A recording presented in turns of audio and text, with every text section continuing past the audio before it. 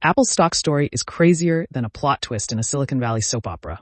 Back in 2000, you could buy a share of Apple for 88 cents, literally less than a candy bar. Fast forward to today, that same slice of apple pie is worth $232. Let that sink in. How's that for a glow up? We're talking a 26,000% return over 25 years. Yes, 26,000%. And here's the kicker. A $1,000 investment back then would now be worth over $260,000. But how, you ask? Simple. Tiny bets on the right penny stocks can explode into life-changing wealth. Of course, most low-price stocks fizzle out, but Apple, the ultimate underdog, turns supernova. Ever kicked yourself for spending $1,000 on gadgets instead of Apple stock in 2000? But hey, hindsight's 2020, and this wild ride proves that sometimes the biggest fortunes start with just a pocket change. This is Finance and Investment Hub, simplifying finance and investments for everyday success. What are penny stocks? Let us talk penny stocks.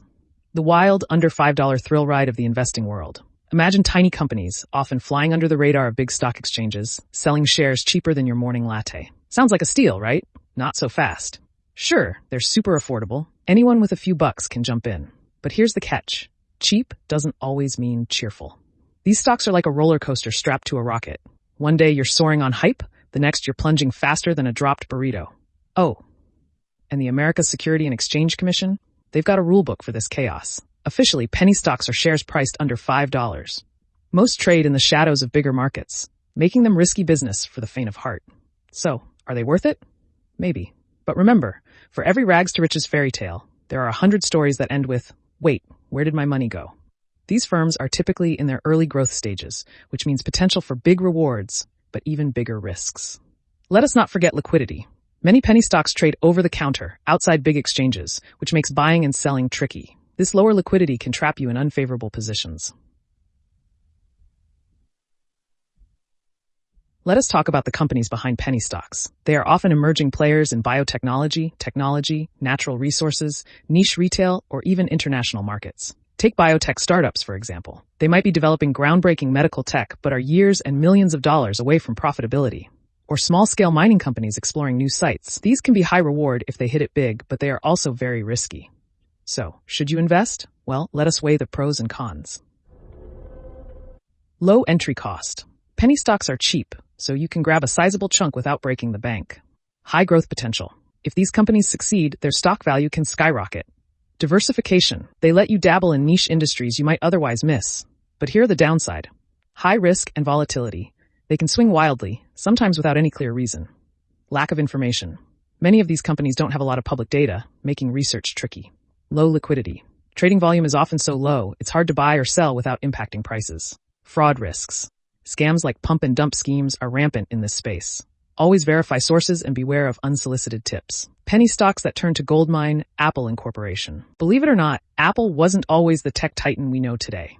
Picture this. Back in the early 2000s, you could snag a share of Apple for less than the price of a candy bar, under 88 cents.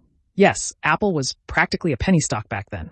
Now, let's fast forward through a few stock splits, because Apple loves keeping things interesting. By 2003, even after adjustments, shares were still a steal at $6.56. But today, the same stocks are trading for over $232.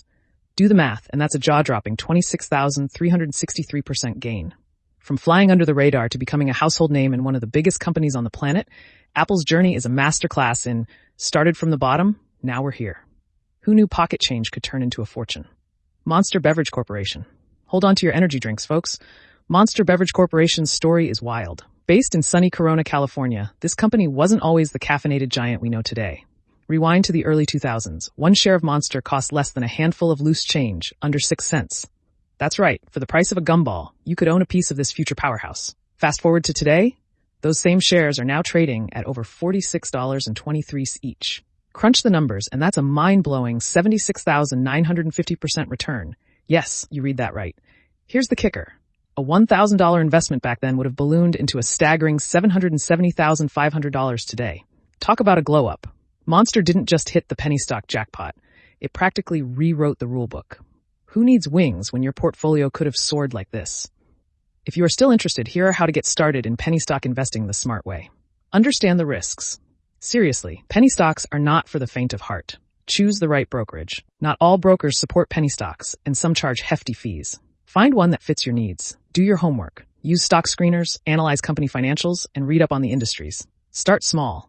Limit penny stocks to about 10% of your portfolio. It is a risky bet, not the whole game.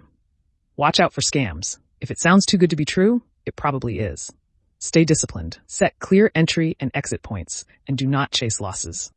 We're not in words as real as scores. Now, let us summarize with some key strategies. Educate yourself, build a trading plan, and stick to it. Focus on stocks with higher trading volumes, stay informed on market trends, and most importantly, do not let emotions drive your decisions. Investing in penny stocks can be thrilling, but it is not a get-rich-quick scheme. Patience and discipline are your best tools. Have you dabbled into penny stocks, or are you thinking about it?